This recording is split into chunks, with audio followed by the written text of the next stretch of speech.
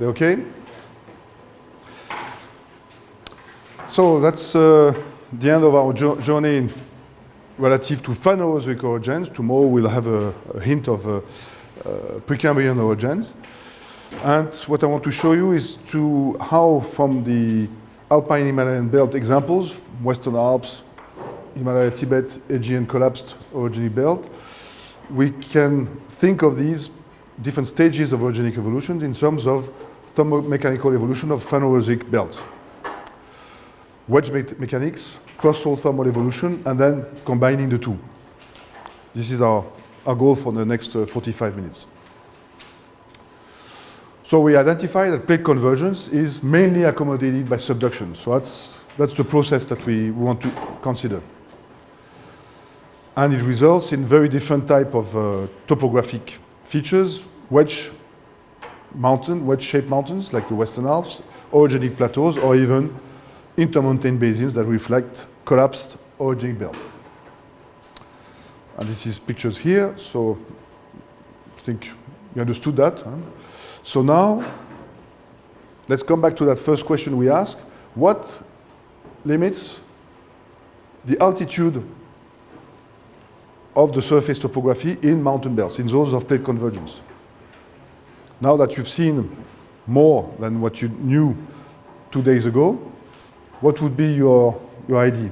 So we talked about gravity versus tectonics, erosion. Are you okay with that?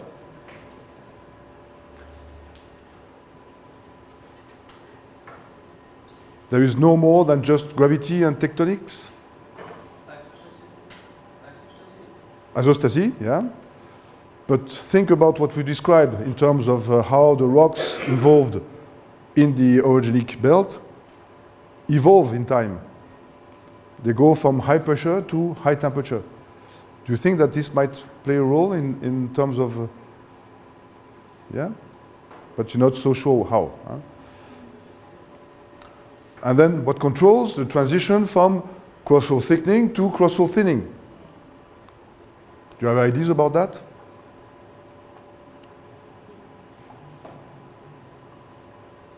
Not so sure. Okay. So let's look at plate kinematics in a very simple way. No, I just drew that with a pen on a paper. So the first hypothesis is that this point in between the overriding plate and the subducting plate is fixed, and that corresponds to the trench. In that case, the length of convergence should be correlated to the length of subduction. Okay, that's easy. Then let's consider two different cases. The case of plate advance of the downgoing plate relative to the overriding one. And you see here that the amount of advance is not going to be subducted. So the amount of subduction is convergence minus the amount of advance. And the resulting situation is that here there's overlapping of surfaces, lithospheric surfaces. Which means, so what happens in this area? What happens to the lithosphere, the green part, in this area, if there is plate advance? Thickening, lithospheric, huh? All the green is here lithospheric. And I'm going to separate plate scale, lithospheric, from cross-mantle coupling. These are the two different aspects I'm going to treat here. So first, very simple, lithospheric. Thickening. And the other case is when there is convergence and retreat. And here this results in decrease, or the surface loss here. What happens here to the lithosphere? Thinning. And the amount of subduction is the amount of convergence plus the amount of retreating. And in the extreme case, you see my elbows, you might have subduction without convergence. That's a nice one, no?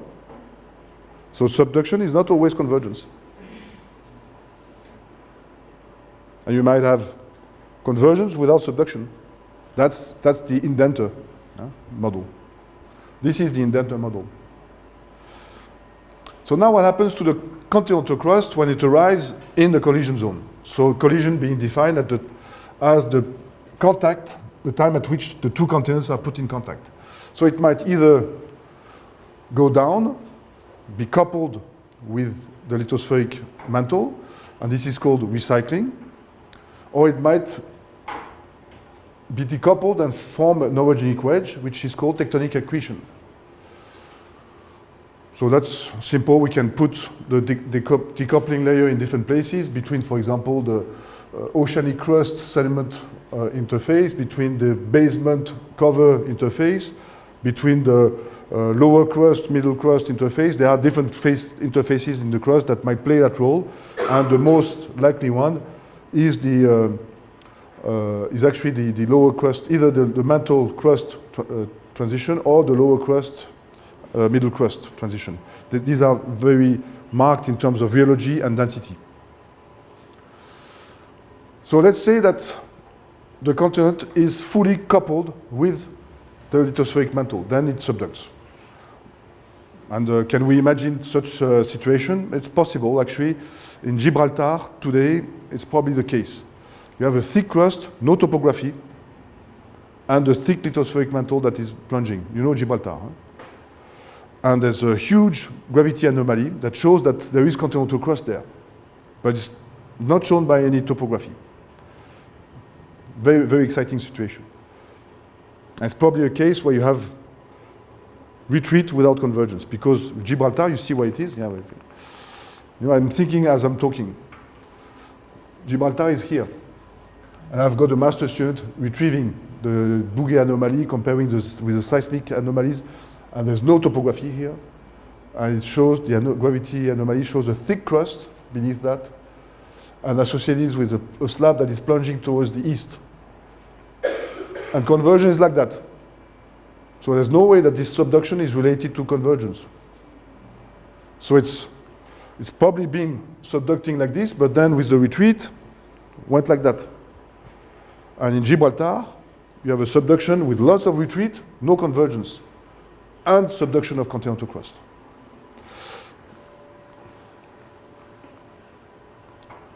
And the other situation is that it's fully decoupled relative to the lithospheric mantle, and that forms the continental, the orogeny.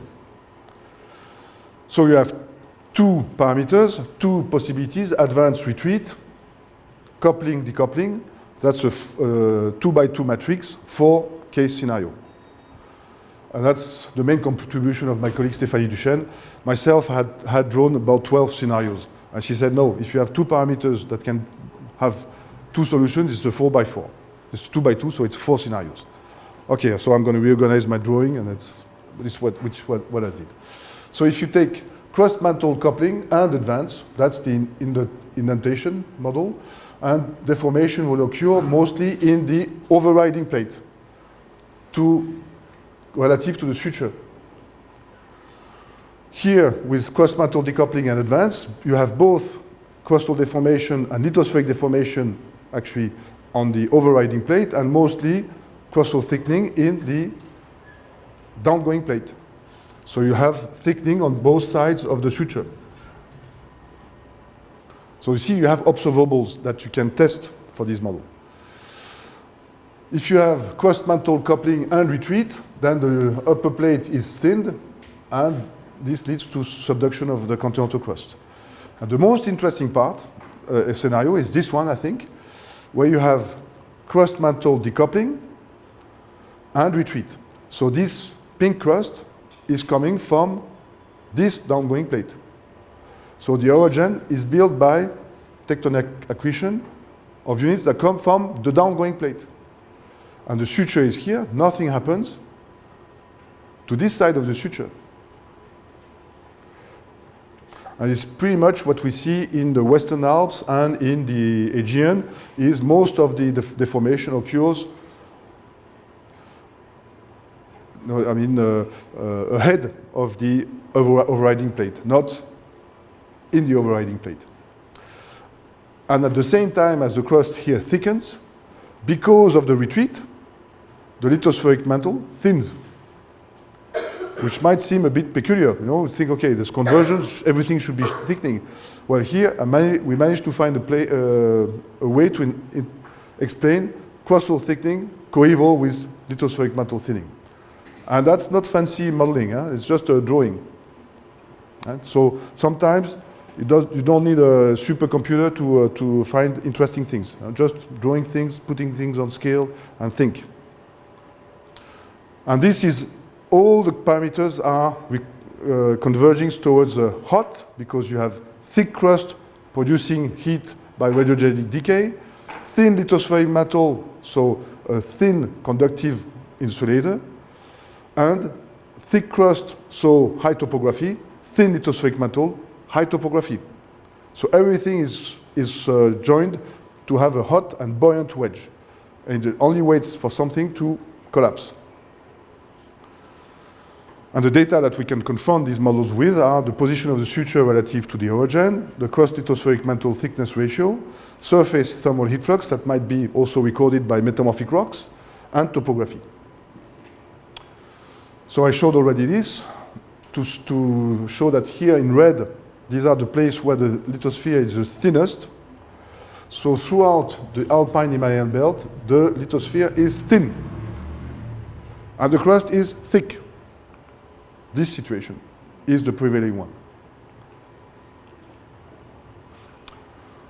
And most of this is consistent also with high surface heat flux, thermal heat flux, that is probably caused by a combination of a thick crust plus a thin lithospheric mantle. So let's now synthesize the PT path recorded by different rocks that we've seen in the Western Alps in blue. So burial exhumation. The Cyclades, burial exhumation, the Northwest Himalayas, burial even deeper, isothermal decompression, and a hint of thermal relaxation, increase in temperature, and then final cooling and decompression. And for the Cyclades, for some rocks, high pressure and then isothermal decompression, and some rocks, same path as for the Himalayas, increase in temperature and exhumation. Except that the Himalayas are still thick and the Aegean is thin. So this we call burial. Thin orogenic exhumation, that is the most counterintuitive one. This isothermal decompression related to these high angle detachments contributes to construction of the orogen, not to destruction. This is how the decoupling accommodates construction of the orogen. And then thermal relaxation, and then collapse. Post-orogenic exhumation, that's related with these low angle detachments. So you have to distinguish between these different types of shear zones. So in terms of thermal evolution, just first, again, very simple, just graphically. Take a 30-kilometer crust to start with a geotherm in red, with less than 600 degrees at the beginning, at the moho, and take this point and instantaneously put it at 60 kilometers. That means that crustal thickening is much faster than heat conduction. So this will not change the temperature of material points that are depicted here by A, B, and C. The temperature points will be exactly at the same isotherms. What will happen? Well, the pressure will increase. And that's shown here. The first step in this PT path is increase in pressure related to fast crustal thickening compared to heat conduction. And then, if you let that crust produce its heat by radiogenic decompression, the decay, and conduction, which we'll see with more fancy models takes 20, 30 million years, then you have this path, this part of the path. So the isotherms will go up and go across material points, so a point will see an increase in temperature. So that's the thickening history. Now take that thickened and thermally relaxed crust and instantaneously, very rapidly, thin it. So you take this point and you put it back to 30 kilometers. Take this point with its temperature and put it back to 30 kilometers. So the points here will be coming closer to each other, thinning, vertical thinning, and they will keep their temperature because we consider here, no, it's the extreme situation whereby thinning is much more rapid than heat conduction. So that will lead to this part of the path, decompression of all these points, but at the same temperature, isothermal decompression. Isothermal decompression. And then temperature will relax, and that leads to cooling. And some, this is very caricatural. This is really the end members. And in nature, it's mostly more diffuse, and these transitions.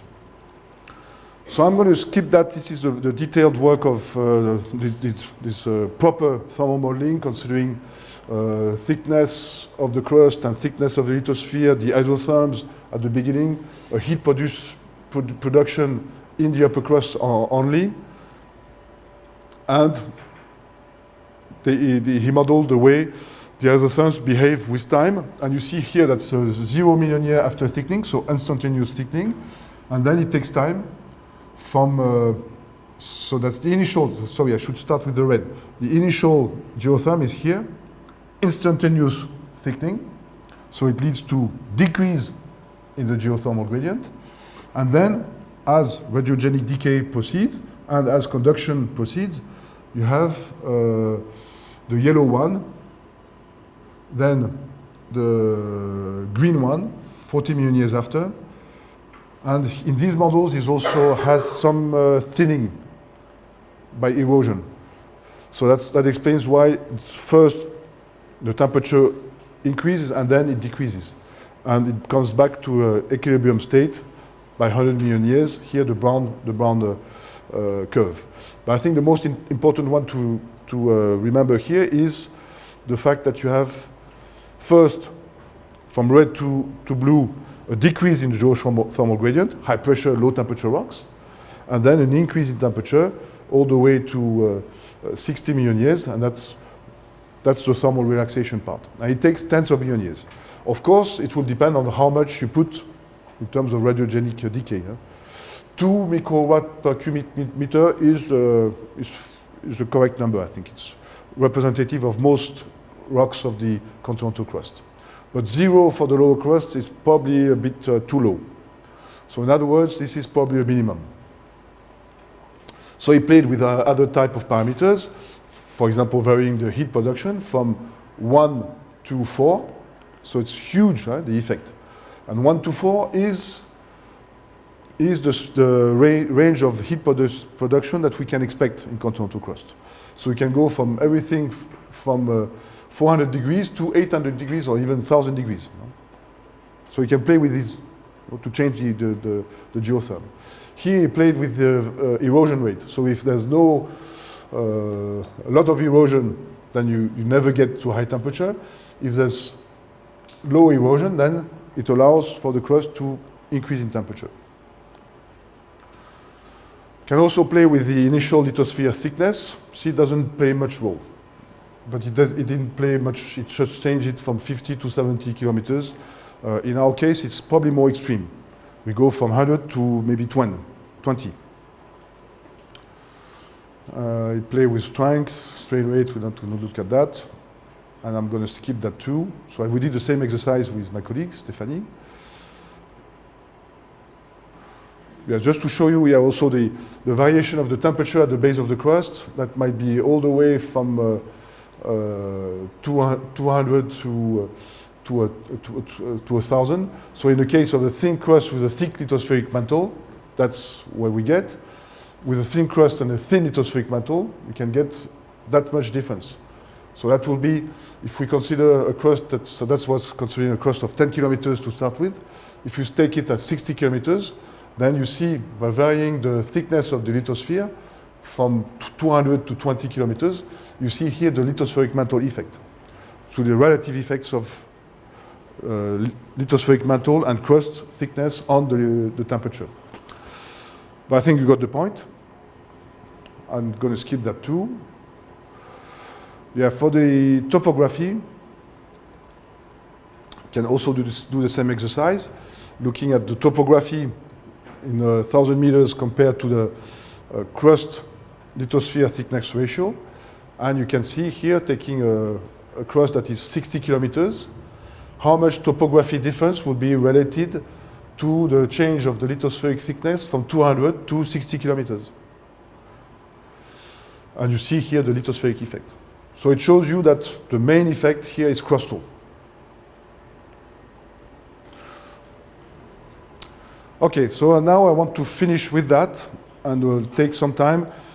This was actually my postdoc that I did in the late 90s after my thesis. So I told you my goal for the thesis was to demonstrate that partial melting of orogenic root would lead to collapse, would be sufficiently important to weaken the root of the orogen and favor the gravity force relative to the tectonic force. And there was a big mistake in that thinking. Again, you have ideas, but sometimes they're not good. It took me 2 years to realize. So I started very simple.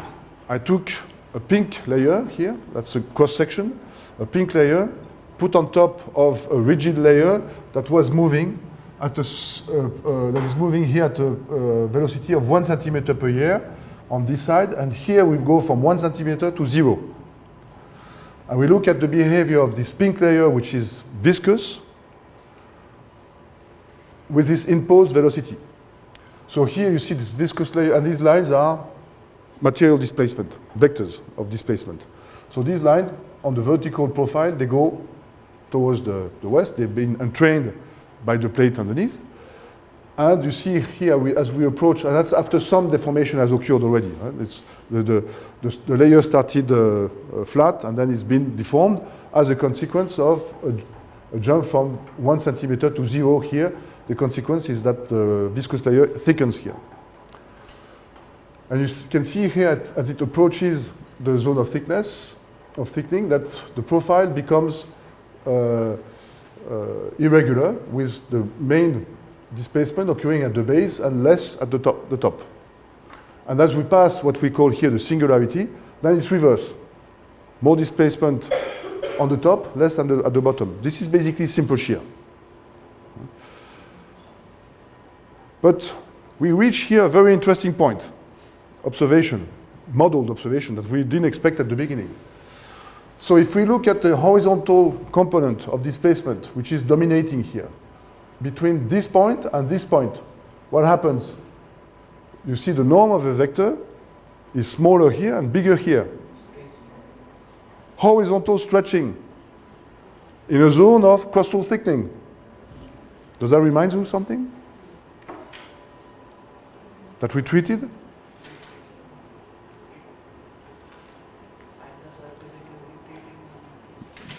Okay, that might be one way to do it, but remember the Western Alps today, the seismic record of the Western Alps.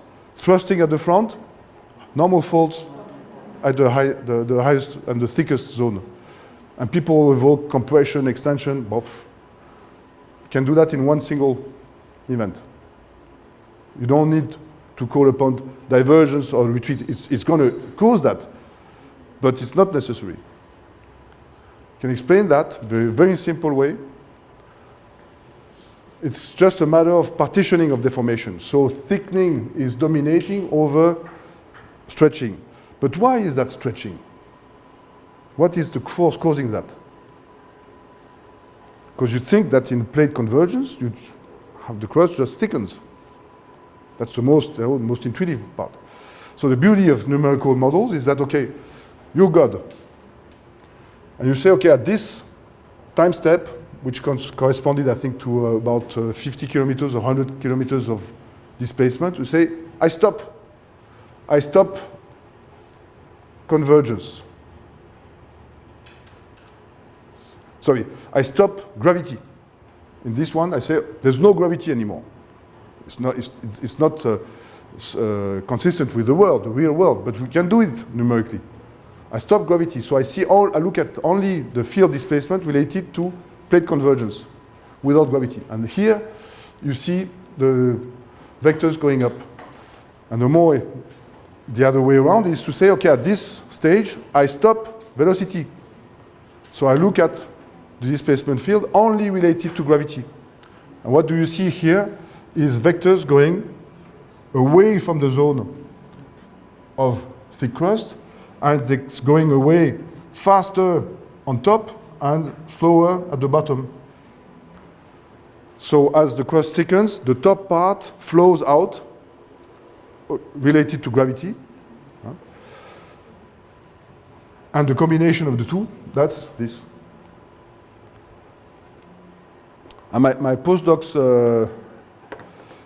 boss, they were not happy with that, because they had how do you call that? A speed car, a speed car, a very nice model, and I used it because at first I started to model, with the idea of testing the role of weakening of the crust during orogenic evolution, and we had all the tools to do that. But here, there's no temperature, there's nothing. There's viscosity very simple, no fancy rheology, and they told me, okay, you're using our nice speed car, like it was a bicycle. And we're not happy with that. You should use all the possibilities of our tool. So okay, but I did that and I didn't understand what was the result. And you guys you know that perfectly, that if you put curry and pepper and all sorts of spices in a meal, it's going to burn your mouth, but you don't know which one is burning the most, right? You have no clue which parameter is the most important if you put them all together in the same meal. So you want to sort out, okay, curry in one space, pepper on the other space, maybe, and then you can check which parameter is doing what. And then you can try combinations.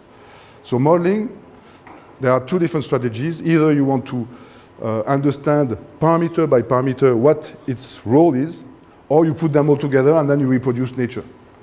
But I told my boss, okay, if it's to reproduce nature, myself, I prefer to go to nature. If it's to reproduce nature in a model, then, well, you may as well go into the nature. If it's so complex that you don't understand it.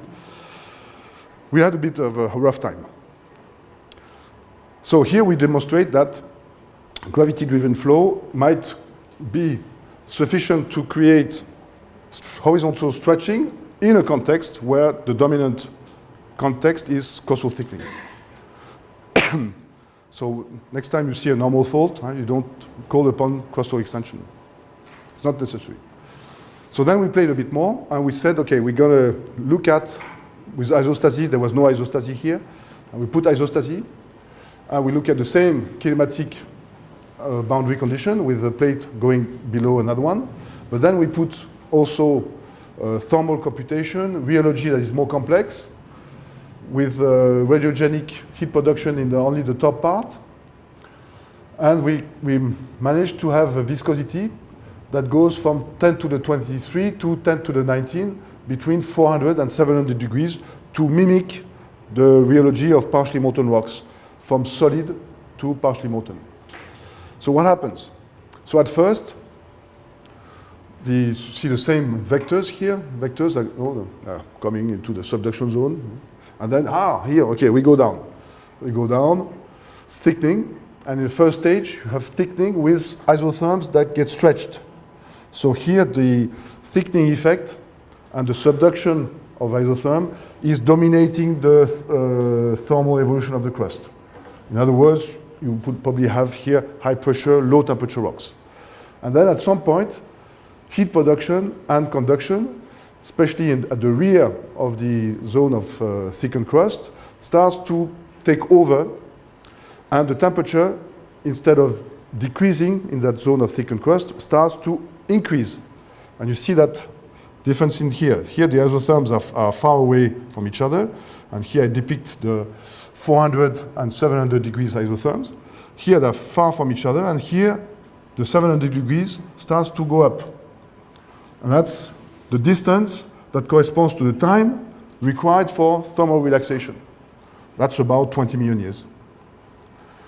And as the temperature rise up, then the zone of weak crust, the one that is below 10, I mean, that's 10 to the 19 Pascal seconds, is much thicker. And what happens in terms of the vectors? Well, here you see that this one is going slow, not as fast to the to the left, sorry, than this one. And you have here an inverted velocity gradient that here goes the other way around. So here it's like that, and here it's like this. Whereas here on top, it's pretty much translation. So as the crust got thick, then the top part just was passively translated until you reach that point where here there is the thickening.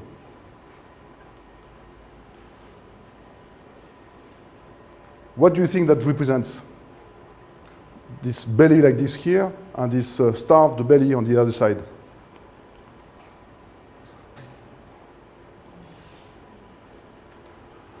That's the effect of gravity. In other words, when you have a rheologically layered crust with strong and weak, the strong part will transfer mostly the tectonic force. The weak part will take the gravity-driven flow. And I know that very much as a rugby player. You know, at some point when you do the scrums, gravity is gaining everything, especially as you get weaker and weaker. So what happens is that this controls the transition from wedge to orogenic plateau is the fact that the crust gets thickened, and as it thickens, it's increasing in temperature. As it's increasing in temperature, it weakens, and it allows to localize the gravity-driven flow in the zone of weak crust, whereas the top part becomes passive. I think that's very relevant to what happens to the Tibet plateau. No deformation on top, except on the sides, but still uplift by flow from underneath.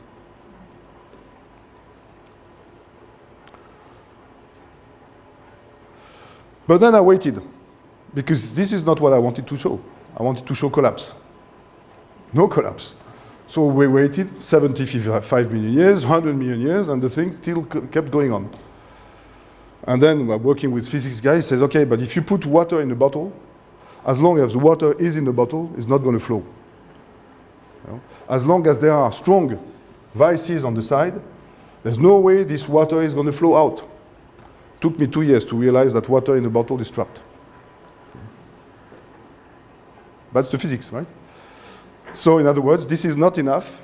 The weakening of the orogenic root is not enough to promote collapse. It's good to explain the wedge plateau transition, but not collapse. So for collapse, well, you need to stop convergence, retreat, then you have collapse. And collapse, so I'm not going to go through that too much in details, but we identified different types of collapse. It was modeled also the different types of collapse, and I'm going to finish with, not these ones, with this one. Okay, that's the final slide. So this thinking allowed to reappraise the orogenic cycle with the first stage here represented here with crustal thickening on that side here and time. So the first stage is construction of orogenic wedge by burial exhumation, coupling, decoupling of crustal units from a downgoing slab. And at that stage, there might be a steady state. Erosion, if erosion is equal to the amount of material that comes by accretion, it might be steady state. And probably an example of that is New Zealand today. There's been a lot of convergence, but only a small mountain. And it's because there has been a lot of erosion. It's same in Kamchatka. And people have found in sediments zircons that have probably made several times the circle, going from the top of the mountain, being eroded, going down to the fallen basin, going back to the orogen, and several times. So it means that the material is really going like this.